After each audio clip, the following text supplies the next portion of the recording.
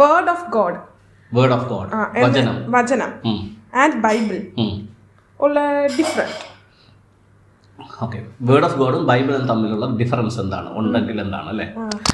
ഇപ്പം സാധാരണ നിങ്ങൾ പള്ളിയിലൊക്കെ പോകുമ്പോഴത്തേക്ക്, ഞാനും അങ്ങനെ പഠിച്ചിരിക്കുന്നത്, ബൈബിളാണ് വചനം, ബൈബിളാണ് വേർഡ് ഓഫ് ഗോഡ് എന്നുള്ളതാണ് പാസ്റ്റേഴ്സ് പഠിപ്പിക്കുന്നത്.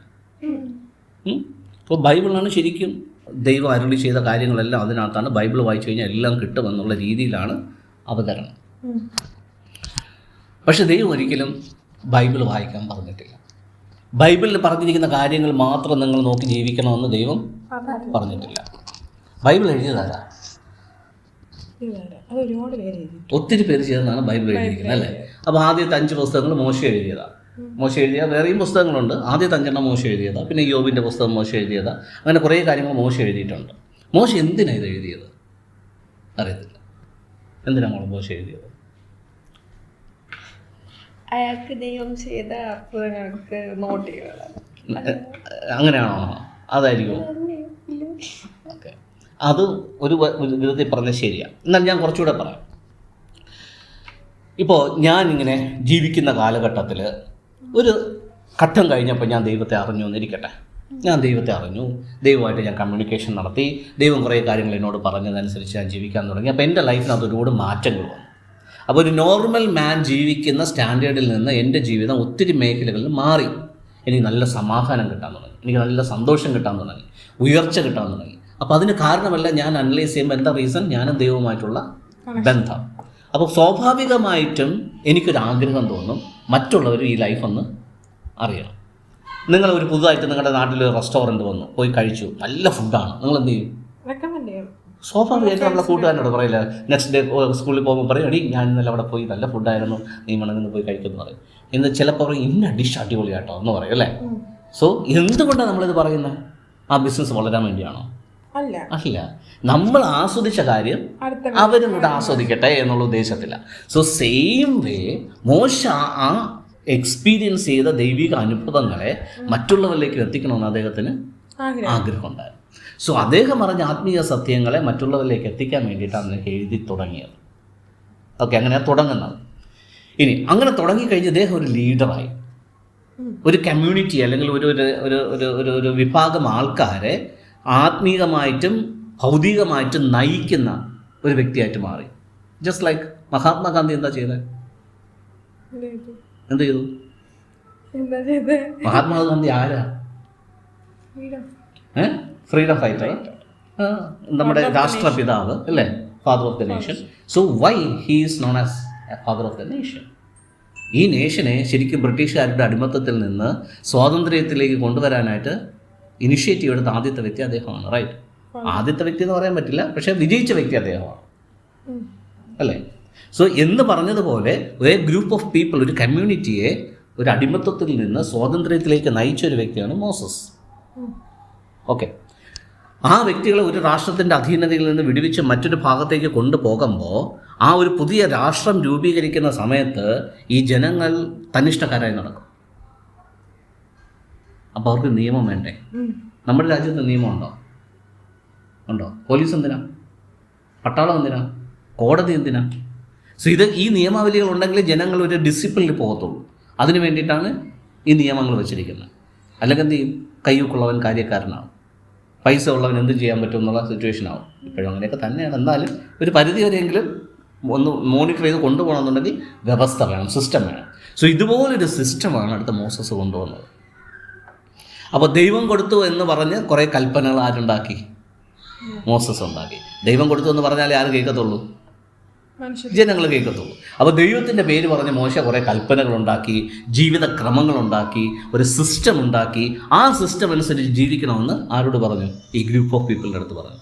ആ ഗ്രൂപ്പ് ഓഫ് പീപ്പിളിൻ്റെ പേരാണ് ജൂസ്, യഹൂദന്മാർ, ഇസ്രായേൽ. അന്ന് ചെറിയൊരു സംഘമായിരുന്നു, ഇന്നത് വലിയൊരു നേഷനായിട്ട് മാറി. സോ ആ ഒരു ചെറിയ സംഘത്തിന് അന്ന് പോലീസില്ല, പട്ടാളമില്ല, കോടതികളില്ല. അപ്പോൾ ആ ജനങ്ങളെ ഒന്ന് ഡിസിപ്ലിനായിട്ട് നയിക്കാൻ വേണ്ടിയിട്ടും ജീവിക്കാനായിട്ടും വേണ്ടിയിട്ടാണ് ആരുണ്ടാക്കിയത്? ഈ നിയമങ്ങൾ മോശ ഉണ്ടാക്കിയത്. സോ ഇതെല്ലാം കൂടെ ചേർത്താണ് പഴയ നിയമ തിരുവെഴുത്തുകൾ എന്ന് പറയുന്ന സാധനം വന്നിരിക്കുന്നത്. Okay, old testament. So Jesus ജീവിച്ച സമയത്ത്, അല്ലെങ്കിൽ ജീസസ് ജനിച്ച സമയത്ത് ഈ മോസസിൻ്റെ ഓൾഡ് ടെസ്റ്റ്മെൻ്റ് അനുസരിച്ചിട്ടായിരുന്നു ആര് ജീവിച്ചുകൊണ്ടിരുന്നത്? ജ്യൂസ് ജീവിച്ചുകൊണ്ടിരുന്നത്, ഇസ്രായേൽ ജനം ജീവിച്ചുകൊണ്ടിരുന്നത്. ഓക്കെ, അപ്പോൾ അതൊരു റിലീജിയസ് പാക്കേജ് ആയിരുന്നു, എന്നാലേ ആൾക്കാർ കേൾക്കത്തുള്ളൂ. അപ്പോൾ ജീസസ് വന്നപ്പോഴത്തേക്ക് ഇത് ഔട്ട്ഡേറ്റഡ് ആയി. നമ്മുടെ ഇന്ത്യൻ നിയമങ്ങളും ഇപ്പോൾ പലതും ഔട്ട്ഡേറ്റഡ് ആയി തുടങ്ങി. നേരത്തെ പറഞ്ഞില്ലേ, കാസ്റ്റ് റിലീജിയനൊക്കെ വെച്ചിട്ട് കുറേ പ്രശ്നങ്ങൾ, വേർതിരിവ് ഉണ്ടെന്നൊക്കെ പറഞ്ഞില്ലേ. സോ അതൊക്കെ ആ കാലഘട്ടത്തിൽ, തുടങ്ങിയ കാലഘട്ടത്തിൽ ആവശ്യമായിരുന്നു. പക്ഷേ ഇന്ന് അതിൻ്റെ ഒന്നും ആവശ്യമില്ല. അപ്പോൾ അങ്ങനെയുള്ള നിയമങ്ങളെല്ലാം ഭേദഗതി ചെയ്യേണ്ട ആവശ്യം വന്നു ഇപ്പോൾ. അപ്പോൾ ഇന്ത്യൻ ഭരണഘടനയിൽ എന്ത് വേണം? അപ്ഡേഷൻ വേണം, ചേഞ്ചസ് വേണം. അതിൻ്റെ സമയത്താണ്. സെയിം വേ ജീസസ് വന്ന സമയത്ത് മോശ കൊടുത്ത നിയമാവലികൾ ഔട്ട്ഡേറ്റഡ് ആയി. പുതിയ നിയമങ്ങൾ വരേണ്ട ആവശ്യമുണ്ടായി, അല്ലെങ്കിൽ പുതിയ ലൈഫ് സ്റ്റൈൽ ഉണ്ടാകേണ്ട ആവശ്യമുണ്ടായി. അപ്പോൾ ജീസസ് എന്താ ചെയ്തത്? ഈ നിയമാവലികളെല്ലാം തച്ചുടച്ചു. പഴയ നിയമാവലികളെല്ലാം തച്ചുടച്ചു. നേരത്തെ ഞാൻ ചോദിച്ചില്ലേ, ഈ ജനങ്ങളെ കാണുമ്പോൾ ഉള്ള വേർതിരിവ്, കുഷ്ഠരോഗിയെ കാണുമ്പോൾ, അല്ലെങ്കിൽ എന്തെങ്കിലുമൊക്കെ അസുഖങ്ങളുള്ളവരെ കാണുമ്പോൾ, അല്ലെങ്കിൽ ലോ കാസ്റ്റിലുള്ളവരെ കാണുമ്പോൾ. സോ ഈ ഒരു സെഗ്രിഗേഷൻ ജീസസിൻ്റെ കാലഘട്ടത്തുണ്ടായിരുന്നു. അപ്പോൾ നിയമം, മോശയുടെ നിയമം പറയുന്നത് കുഷ്ഠരോഗിയുടെ വീട്ടിൽ പോകാൻ പാടില്ല, അവരെ തൊടാൻ പോലും പാടില്ല, അവൻ്റെ അടുത്ത് പോലും പോകാൻ പാടില്ല. അങ്ങനെ പറഞ്ഞു എന്തുകൊണ്ടാണ്? അന്ന് കുഷ്ഠരോഗത്തിന് മരുന്ന് കണ്ടുപിടിച്ചിട്ടില്ല.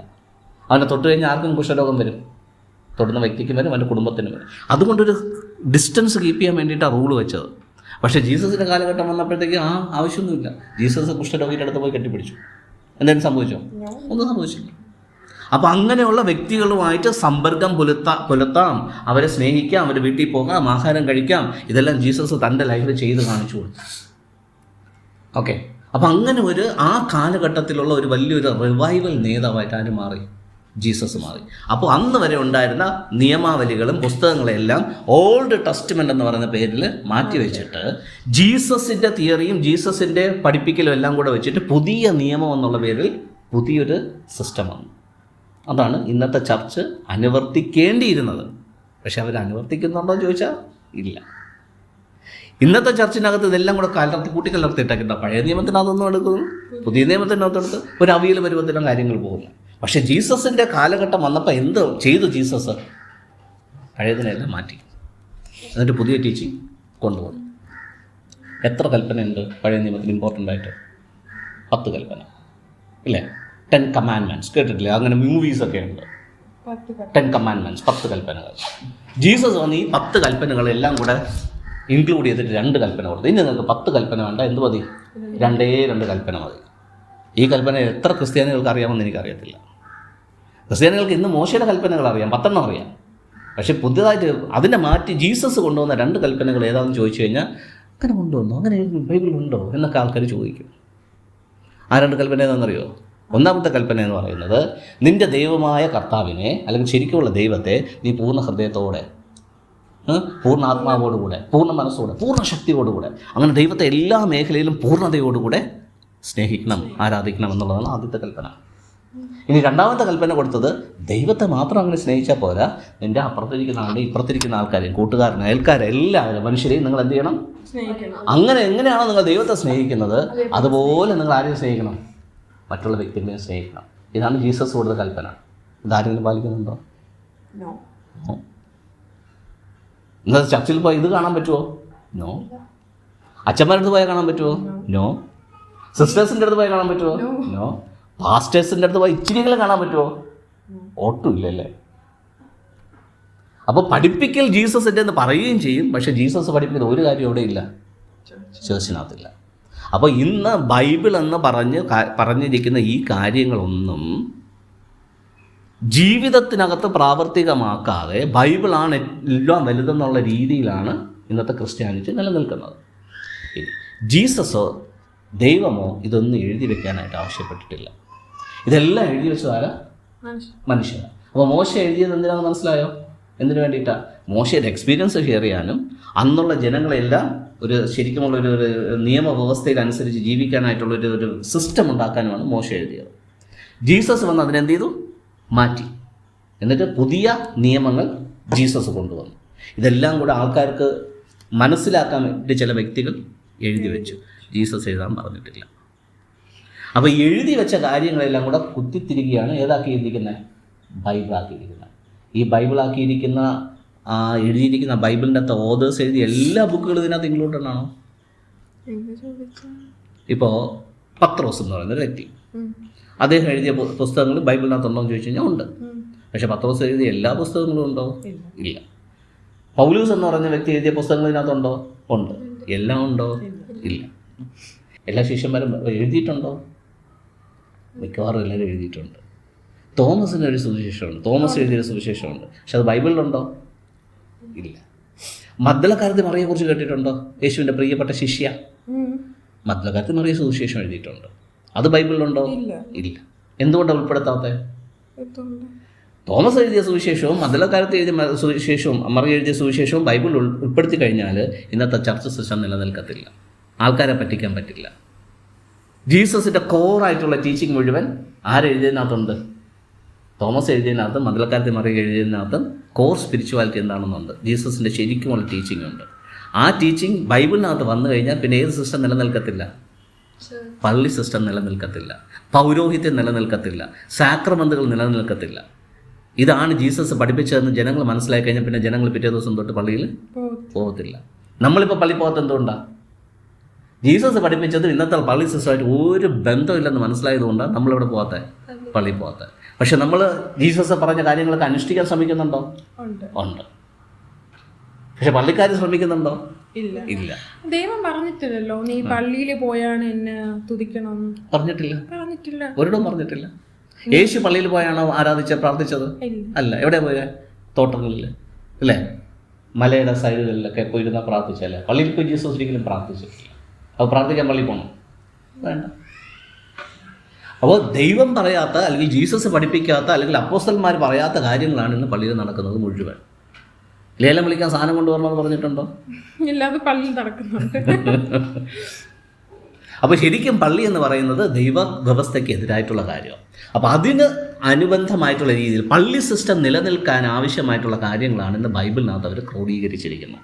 അതിന് വിരുദ്ധമായിട്ട് എന്തെങ്കിലും ഉണ്ടെങ്കിൽ ബൈബിളിനകത്ത് അവർ മാറ്റിയിട്ടുണ്ട്. സോ ഒരു ബൈബിൾ സിസ്റ്റം എന്ന് പറയുന്നത് ഒരു ക്രിസ്ത്യൻ ഇൻസ്റ്റിറ്റ്യൂഷൻ നിലനിൽക്കാൻ ആവശ്യമായിട്ടുള്ള കാര്യങ്ങൾ മാത്രം വെച്ച് ഉണ്ടാക്കിയെടുത്തിരിക്കുന്ന ഒരു പുസ്തകമാണ് ഏത്? ബൈബിൾ. അപ്പോൾ അത് ഏതല്ല? ദൈവം നൽകിയിരിക്കുന്ന കാര്യം അല്ല. ഇനി അതിനകത്ത് നല്ലതുണ്ടോ എന്ന് ചോദിച്ചാൽ ഉണ്ട്, മോശമുണ്ടോ എന്ന് ചോദിച്ചു കഴിഞ്ഞാൽ അതുമുണ്ട്. അപ്പോൾ ദൈവവചനം എന്ന് പറയുന്നത് ആര് പറയേണ്ടതാണ്? ഇപ്പോൾ മനോജിൻ്റെ വചനങ്ങളെന്ന് പറയുമ്പോഴത്തേക്ക് ആര് പറയേണ്ടതാണ്? മനോജ് പറയേണ്ടതാണ്. ദൈവവചനം എന്ന് പറയുമ്പോൾ ആര് പറയേണ്ടതാണ്? ദൈവം പറയേണ്ടതാണ്. ദൈവം ഇന്ന് ചത്തോ ജീവിപ്പിച്ചിരിക്കുന്നുണ്ടോ?